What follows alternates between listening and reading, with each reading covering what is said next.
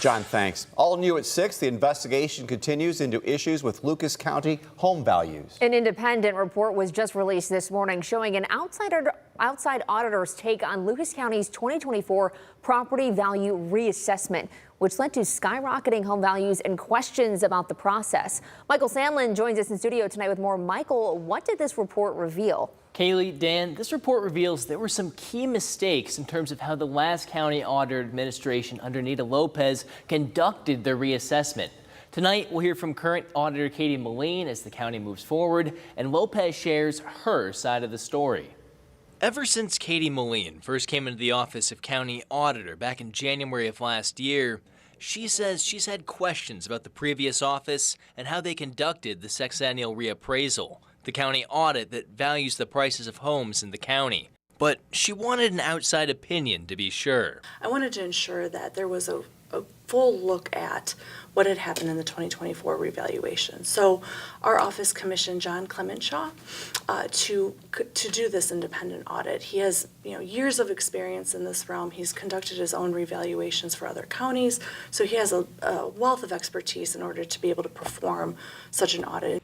In his comprehensive 42-page report, Clemenshaw calls the 2024 revaluation project, started by current County Commissioner Nita Lopez, adequate in the most basic sense, but writes he wouldn't call it a quality project or even one with totally supportable value assessments.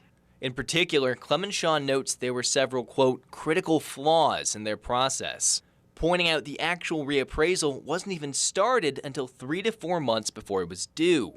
Clemenshaw notes in his report, with the scale and scope of these projects, they usually take a minimum of 20 months and ideally, quote, 2 years.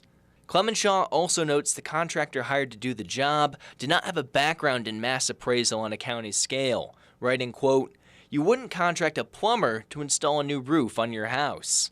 Additionally, after speaking to the contractor, Clemenshaw says the contractor did not believe all of the data collected for different parcels in the county was up to date. Clemenshaw calls this a flaw that cannot be understated, writing, quote, a means of establishing that physical characteristics and other salient data is updated and correct is absolutely crucial to the accuracy of a sexennial reappraisal. Not just a building block, but the literal foundation upon which so much is built. Quite to the contrary, when he asked the auditor's staff if they had conducted any field work, they were unsure to what degree, if any at all, was actually carried out. These are just a portion of Clemenshaw's list, saying the 2024 audit fell short of best practices. WTOL 11 reached out to former Auditor Lopez to get her response, who shared this statement over the phone, saying in part, quote, I stand by my record. I don't know how they validated this information. All I know is, as auditor for 16 years, we never had these issues. I don't know about the addendum. That was signed by my chief of staff. Preparing for an evaluation is an ongoing process, and working with the contractor is just a small part of the job. During my time as auditor, I kept the values fair and moderate. I want taxpayers to get values that won't tax them out of their house. Well, I think it's pretty clear the report demonstrates that the work was not done.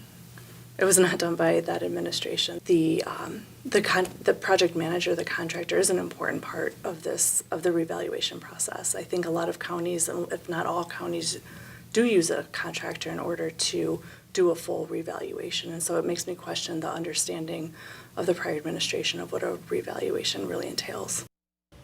Now, this independent report also came with a list of best practices to implement during the next revaluation, which Auditor Moline promises to implement in 2030. The biggest one, starting much sooner.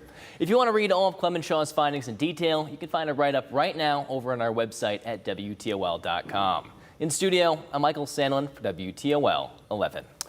Meanwhile, a separate audit is happening right now. The Auditor of State is conducting its own investigation into the 2024 property reevaluation.